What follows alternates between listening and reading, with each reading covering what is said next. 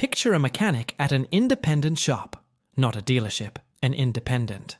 And he's just had a customer tow in a 2018 Silverado 1500 with a 5.3 engine noise. Rough idle, classic symptoms.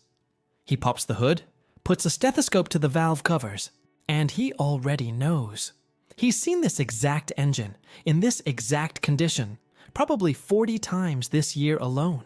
Before he even writes up the estimate, he does something that looks strange if you don't know what you're looking at. He reaches into the engine bay, finds a small black connector sitting right on top of the driver's side valve cover, and unplugs it.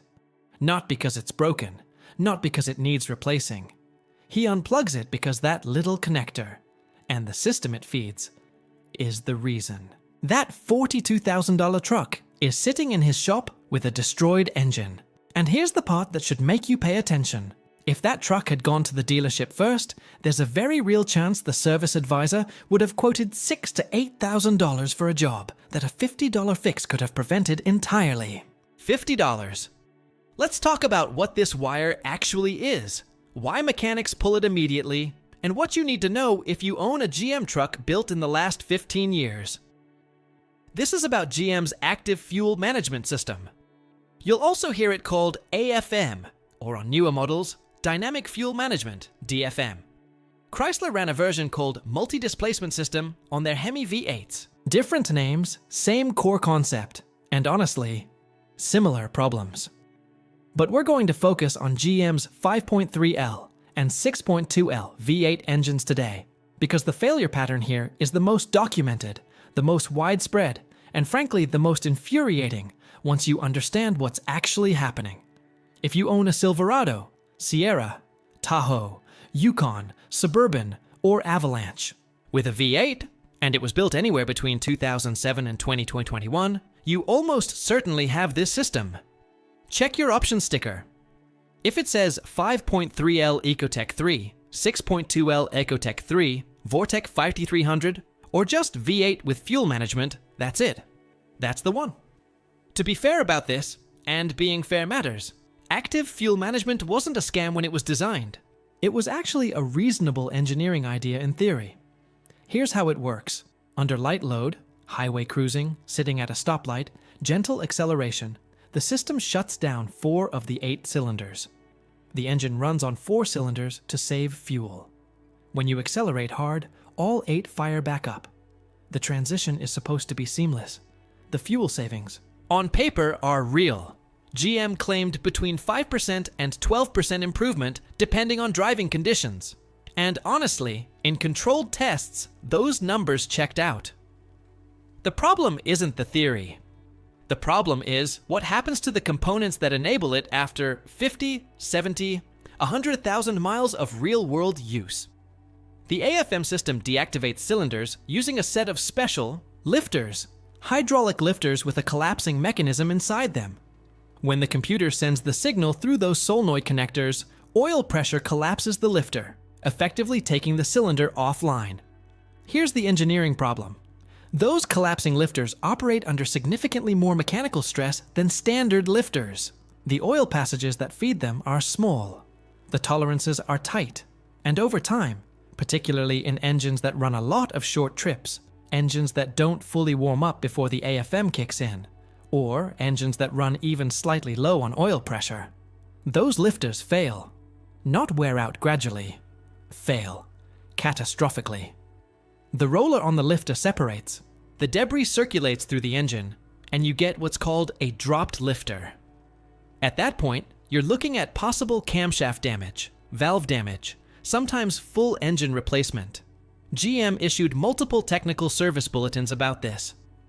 There have been class action lawsuits, settled, not dismissed. If you search GM AFM lifter failure, you will find owner forums going back to 2010 with thousands of documented cases. The 2014 through 2018 model year trucks are particularly represented. This isn't speculation. This is documented, acknowledged, and litigated. So you bring your truck to a dealership with that ticking noise, maybe a misfire on one cylinder, maybe just a rough idle. The service advisor, and look, some of them genuinely don't know better, I want to be clear about that, But the service advisor writes you up for a lifter replacement job. That job typically means dropping the intake manifold, pulling the valley cover, removing the heads in severe cases, replacing the lifters, potentially the camshaft, resealing everything. At flat rate labor, you're looking at 12 to 20 hours of work. At $120 to $180 per hour at a dealership rate, you do that math. Most people get quoted between $3,500 and $8,000.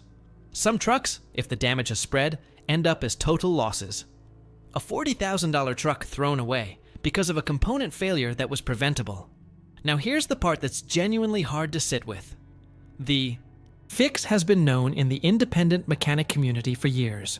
You either install an AFM disabler, a small plug-in device that costs between $40 and $200 depending on the brand, or you have a tuner disable the AFM system in the ECU. Or, yes, in some cases, mechanics physically disconnect the solenoid connector as a temporary diagnostic measure or quick field fix. That's the wire. That's what this video is about. The disabler devices. Brands like Range Technology make a very well-reviewed one. Simply plug into your OBD2 port and signal the ECU to keep all 8 cylinders active all the time. Fuel economy drops slightly. The failure mode goes away. The complete permanent solution is an AFM delete, replacing the collapsing lifters with solid lifters, changing the camshaft if needed, and having the ECU tuned. That runs anywhere from $1,000 to $2,500 at an independent shop. Still not cheap, but it's a surgical fix, not an emergency repair. Here's what you need to do if you own one of these trucks. First, pull your VIN and run it through a decoder. There are free ones online. Just search VIN decoder. Look for active fuel management, or AFM, in your options. If it's there, your truck has the system.